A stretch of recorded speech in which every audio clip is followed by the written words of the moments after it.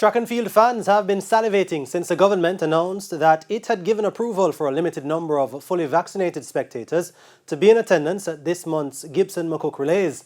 The Relay Carnival is making a return to the National Stadium after last year's staging, which was cancelled due to the COVID-19 pandemic. Karen Madden was at the National Stadium facility on Monday. We caught up with chairman of the Gibson McCook Organizing Committee, Professor Renford Wilkes, and his team on a recce at the 28,500-seater facility. Wilkes was obviously excited at the festival's return and that the athletes will get fan support. It's extremely exciting and challenging at the same time, but the excitement will overcome the challenges. We're very pleased that we are at this stage. I'm a health professional, so I'm very much aware of what's going on. We're very, very pleased, and we are very, very diligent and very determined to meet all the safety protocols so that we can learn and be an example for the other groups. But he admitted that changes have had to be made to the meet's execution in order to abide by the government's guidelines. We've had to make a shorter program. So we'll have no heats, we'll only have finals, and we expect that will create some difficulty, but it's the best we can do. So we'll have to use last year's champs and the year before Gibson and whatever other information we have to choose 8 finalists and hope that they will agree. That's the first thing. So it's a shorter program.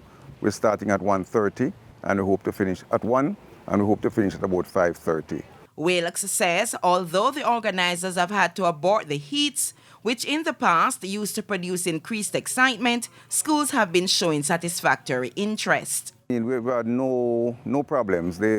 Ryan Peralta is our chair of the entries, registrants, and it's been very good. No surprises. Everybody's on board. I think the athletes and the fans alike and everybody else is just anxious to get back in the mode of performing, and this is the first opportunity for a national presence.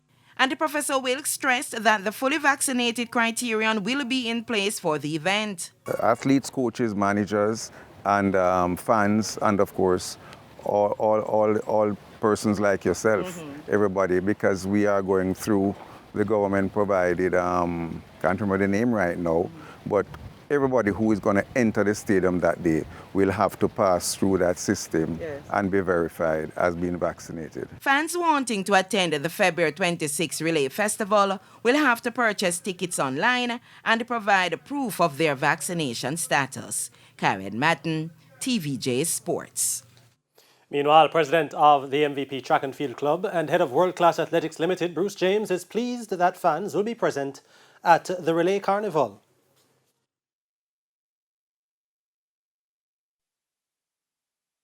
It's amazing to know that the Gibson Relays has been able to get permission to have 10,000 fans inside the National Stadium. The capacity of the stadium is about 30,000.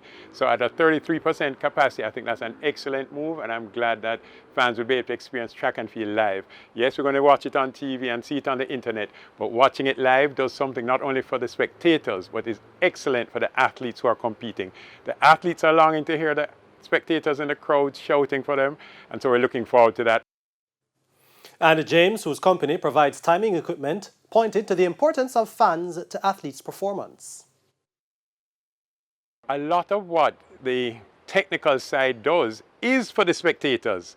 So when you have that big finish line clock or the wind gauge there, you're right, Karen. It's so that the spectators in the stands can see it, not just the athletes or the coaches. So a lot of what we provide is because we expect to provide spectators with information. So we're thrilled that Gibson Relays has stepped up, because Gibson Relays does set that standard for the delivery of really world-class events.